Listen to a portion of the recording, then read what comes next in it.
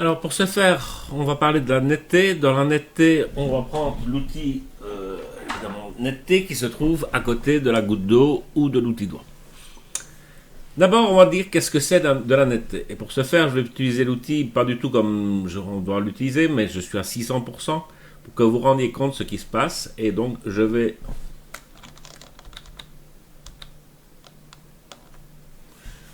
ici passer de la netteté sur un calque. Et qu'est-ce qui se passe? On se rend compte qu'en fait, de la netteté, c'est quoi?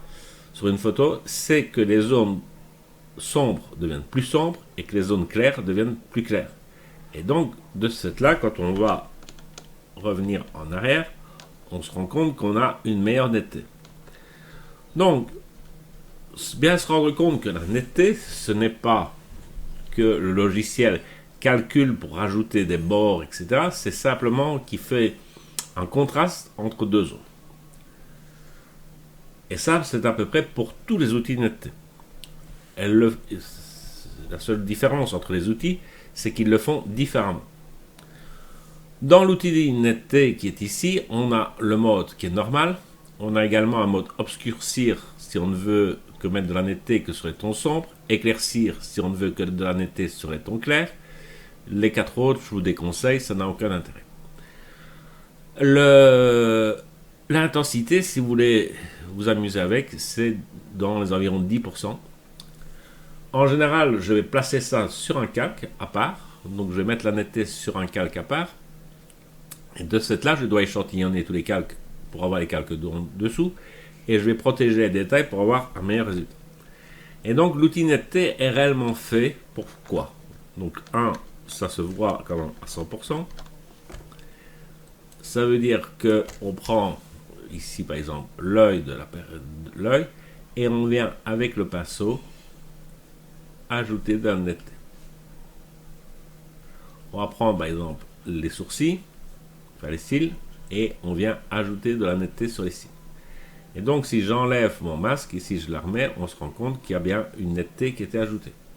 On peut également s'amuser, se rapporter à dire ici que mon image est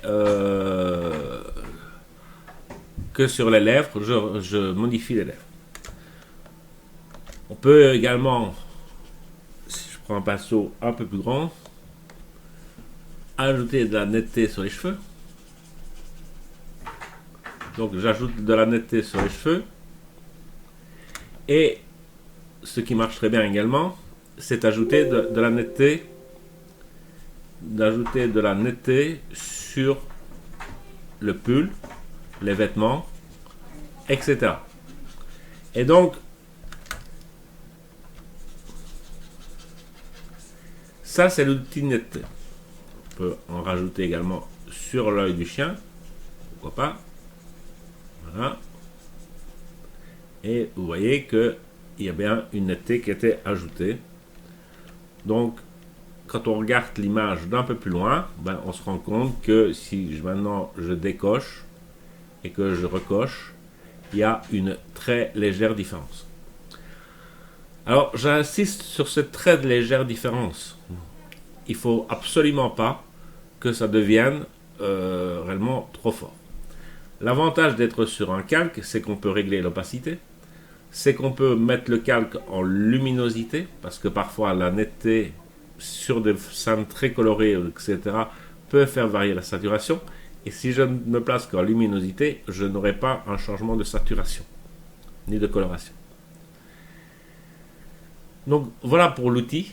L'outil a à l'offre l'avantage que c'est le seul outil où on peut travailler dans Photoshop sans devoir faire un calque qui récapitule toutes les étapes qu'on a fait avant d'appliquer la netteté. Donc cet outil sert à cela. Soyons clairs, il faut être avec lui, y aller mollo. Je vous ai montré dès le départ que ça pouvait être très rare. Et ne pas oublier de le mettre seulement à 10%. Si on s'amuse à passer à 50%, voilà, j'ai fait ça sur un calque et je fais ça sur la peau. Voilà ce que ça peut donner. Donc, C'est réellement quelque chose qu'il faut anticiper et se dire que 10%, un peu de netteté, c'est parfait, mais pas aller trop loin.